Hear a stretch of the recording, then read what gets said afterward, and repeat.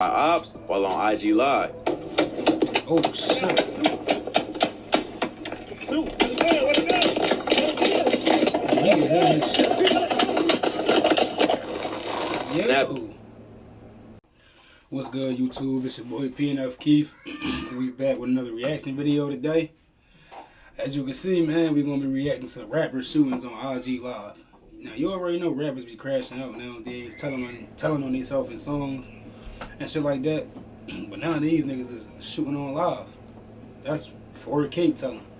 But no, we about to jump right into it, man, and see what's going on. When you're in the streets, shootings happen every day. But the difference between these new gangsters and the ones that came before them is that now rappers show the whole world what they're doing on social media. So when something really goes down, it's often caught on vid. Here's a look at a few rappers who've been run up on by ops while on IG Live. Oh shit. He can hear his shit. Snap. He get shot in his shit. And now rappers show the whole world what they're doing on social media. So when something really goes down, it's often caught on vid. Here's a look at a few rappers who've been run up on by ops while on IG Live. Yo, I think I heard his shit.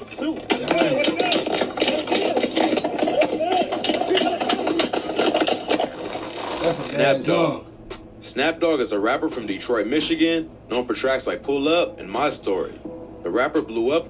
The only time I see him is when he talking about some boxing shit. I didn't even know I knew he was a rapper, but I never heard none of his songs. In the late 2010s for video clips that showed his real life in the streets of Detroit, including a video where he got into a shootout with ops on IG Live. Matter of fact, I think Growing up, the rapper got involved in a drug game to help his mom after his dad went to prison. His father was a well-known drug dealer in the city who had a crew called 4 Spot Boys and at one point was making $15K a day. The rapper also had a twin brother who was shot and killed by a retired cop after an attempted home invasion. When he was 17, Snap Dogg got locked up and was facing 25 years, but eventually beat the case.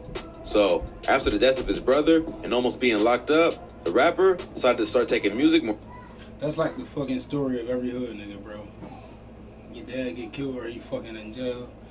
Now you turn to the streets to help your fucking mom. You end up going to jail or becoming a fucking gangster. That shit like a cycle, bro. We gotta change that shit, man. Shit like a generational curse. I be saying that. More seriously, Snap Dogg was inspired by Chicago artists like Chief Keef and Lil Durk and started making his own Detroit version of drill music. The music ended up taking off, and Chief Keef was one of the first artists to reach out to him. Especially Chief. He ended up signing to the rapper's Glow Gang label and stayed with him in LA for about a year. Part of what helped Snap Dogg's music take off was the viral videos he uploaded that showed him going crazy in the streets. The first one was a video shoot where the rapper popped out of a car and shot real guns. Bro, without Chief Keef, a lot of rappers wouldn't even be fucking rapping right now. That nigga started the whole drill wave and fucking invented this shit, bro. There wouldn't be no drill music without him. The video shows Snap Dogg roll up in a car, pop out, and scream before letting off 4 shots.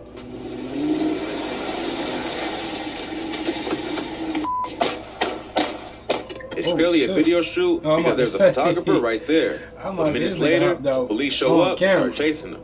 They end up shutting down the whole video shoot and arresting everyone standing on the front lawn, including the production crew. In another clip, the rapper can be seen getting into a shootout on IG Live. The video starts out with the rapper and his friend standing on the block, screaming into the camera. In the distance, someone can be heard yelling, "Who's Snap Dogg?" And the rapper replies by shouting back, "Nigga, I'm Snap. What's happening?" I'm Snap. What's happening? Seconds later, you see him drop the phone and start firing a pistol in the direction of his ops, while fans are still commenting in the feed. Nigga, you know you on fucking live. Why would you put the phone down? At least end it live. Oh, I guess you ain't got time, but nigga, you gonna shoot on live. And then the live saved. And I'm guessing he posted this shit. Nigga asking to go to jail. Yeah. These viral clips helped attract people's attention to the rapper's music, but he later admitted that it got a bit out of hand. He started attracting attention to the police and made it hard to move around. But part of what helped the rapper build a fan base was how crazy he was and that he didn't care to record and post it all. But if you thought that was crazy, this next rapper got into a shootout with ops outside a barbershop while buying a Kobe Bryant jersey. Honeycomb Brazy. Honeycomb Brazy is a rapper from Mobile, Alabama, who signed to Rap A Lot Records. Although the rapper has racked up millions of views on songs like Freestyle and Dead People, Brazy is better known for his activities in the streets than his music. The rapper grew up in a rough part of Alabama. That's what niggas gotta understand. I said it before. These are street niggas who got money now. That don't mean he's not a street nigga no more. He just got money. Which means he can do more shit that he want to do in the streets. Because I be seeing niggas like, oh, why he still doing that? He got all this money now, why he in the streets? His fucking ops don't just go away because he got money. I guess he still got to look over himself. Now, you can move and take yourself out of that situation, but he mentally still a street nigga.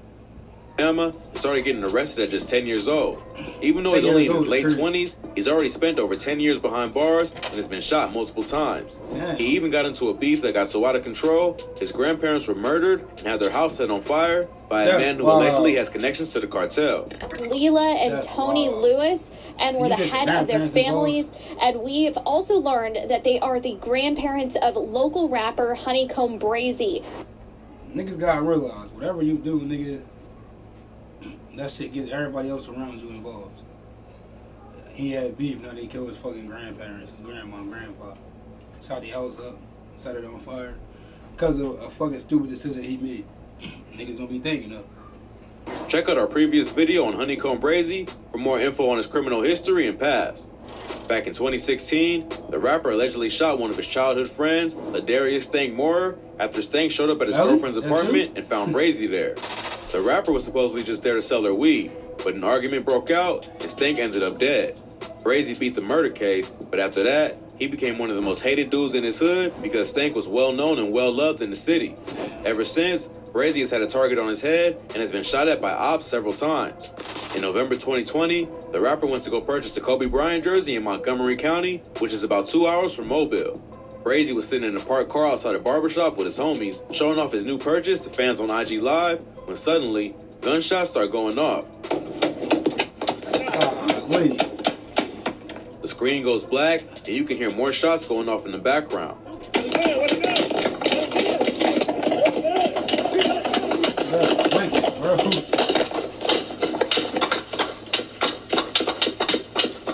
Brazy was not injured in the shooting, and later released the surveillance footage from outside the... It like he got hit in the shit when the shot went off. He just dropped. He lucky as shit. Barbershop to show another angle of what happened. The footage shows a gray BMW slide past them and continue driving. A few seconds later, the rapper's crew starts ducking behind the car and reaches into the back seat to grab their guns. Yeah. They all start letting off shots, like and at one point, a dude in the driver's seat jumps out and starts running toward the other car, which is somewhere off camera. Somehow, no one was hit, but it does show that Brazy's crew is ready for smoke at any moment. If you thought that was crazy... Look at the nigga behind the car he talking about. That nigga in a fucking real life shootout. This shit is crazy, bro. This shit you see in movies. These niggas really out here living this shit. That's wild. This next rapper was on IG Live, saying that his ops went outside trying to play, only to get shot at seconds later. A hoodie with no shirt. Spider D. Spider D is a rapper from Chicago who's affiliated with the Black Disciples. Fans of drill music will know that the BDs have been dominating the music scene in Chicago since drill first blew up back in the early 2010s. Rappers like Chief Keef, Lil Durk, and King Von all rep the BDs, and the gang has a way bigger influence on the music industry than their rivals, the Gangsta Disciples. But in the streets, it's more evenly matched, and the two gangs have been at war since the 90s. Most drill rappers tend to rep either GD or BD, and the music only escalates to B. Spider D is a rapper from the Wild Hundreds on the south side who reps the BDs. He started making music back in 2017 and has slowly built a buzz over the past few years. He's known for tracks like Listen Here Part 1 and 2, and It's Up There. But what really put Spider D's name in the news was when he was shot at on IG Live while talking to fans about the release of his new project. Spider D has said in interviews that his homies encouraged him to rap because the ops were always making diss tracks and they had no one in their crew to respond. And Fulton was always begging me to drop music because our ops was always dropping diss songs and all that. But I'm like, man, nah, man. But I dropped my first video, It was 4/20, 2017. That's when I dropped my first video. Although that's not the only reason he started rapping, in Chicago, the rap scene is always mixed with gang culture in some way. None of these niggas. In May 2021, the rapper was doing an IG live session where he was chopping it up with fans and talking about releasing new music. At some point, the rapper changes the subject and starts talking about his ops. In the video, he unzips his shirt to show that he isn't wearing a bulletproof vest and says, you know what they say about them with a hoodie on in the summertime, he ain't trying to play. Seconds later, gunshots start going. That's a fact. You see a nigga in the summertime with a fucking hoodie on, ski mask. Some niggas be wearing bubble coats. Just know they up to no good. It's fucking 100 degrees out. You got a ski mask on with a hoodie. Be for real. With some shorts on at that. Is you hot or cool? Going off, and the video starts getting blurry as the rapper runs to avoid getting hit. Right up. And he started getting the fuck back. For a fat nigga. As he's running away, you can see that he also has a gun in his hand. According to internet rumors, before getting shot at, Spider D dissed a dude by the name of G-Ski from a GD set called Lick Gang, who was recently killed. It's not clear if that's the reason that his ops decided to pull up on him at that moment, or if they just happened to get the drop. Either way, they were coming for Spider D. Thankfully, it doesn't seem like Spider was hitting the shooting, but it does show that with social media, the payback can be instant, and you can be dissing your ops 1 minute and running for your life the next. This next rapper was shot on IG Live while talking to his homie after they both disrespected the Nipsey Hussle mural in LA. Indian Red Boy. Indian Red Boy is a rapper and gang member associated with the Inglewood family Gangsta Bloods. The rapper recently made headlines after he was shot and killed while on IG Live talking with his friend Capone, another member of IFG. Jeff and Susie, we're off of Chandran Avenue in the city of Hawthorne, and you can see Hawthorne PD. They are wrapping up their investigation. They're still taking some photographs. We watched the coroner just wheel the body away. It is a male in his 20s that was shot and killed. Inside this car, there are a lot of bullet holes inside that windshield. We zoomed in earlier. Although there are several theories as to why Indian Red Boy was killed, many have speculated that it has something to do with Capone defacing the famous Nipsey Hussle mural in South Central LA. Nipsey Hussle was a member of the Rolling 60s Crips who were known to have beef with IFG. According to Street News, a group of Rolling 60s members went to a memorial for an IFG member and kicked over the candles. Capone then responded by spray painting all over the Nipsey Hussle mural and tagging his own name so that everyone would... He basically asking to die, bro. You know how many people supported Nipsey Hussle? And that's fucking disrespectful. This nigga's gonna spray paint on it. That's wild. R.I.P. to him though, but that's wild. Oh, it was him. Nipsey's friend Cowboy made a video where he called out the disrespect of Nipsey and told the Bloods that they needed to beat Capone for what he did to the mural. But Capone only doubled down on the disrespect and continued to clown Cowboy and Nipsey. All right, I bet you gonna change your name today. I bet you that.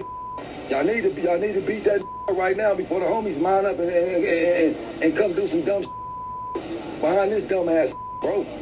You feel me? This is when Indian Red Boy and other members of IFG got involved to back up their homie and disrespect the ops. Not long after, Indian Red Boy was sitting in a parked car in the Hawthorne neighborhood of Los Angeles, laughing with Capone on Instagram. While they are talking, you can hear multiple gunshots going off in the background, and suddenly, Indian Red Boy is gasping for air.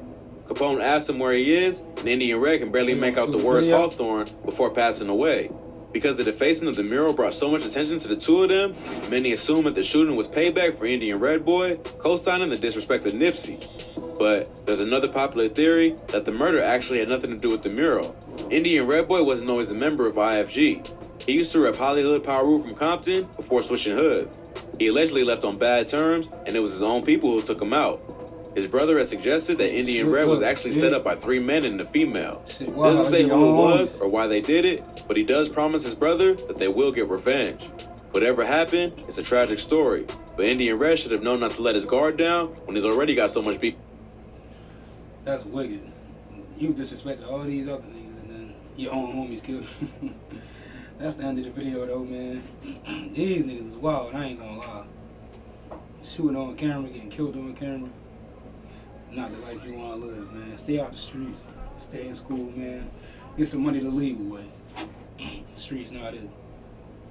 Well, that's the end of the video, man. If you made it this far, leave a like, comment, subscribe. If you want part 2, I think it's another part to this.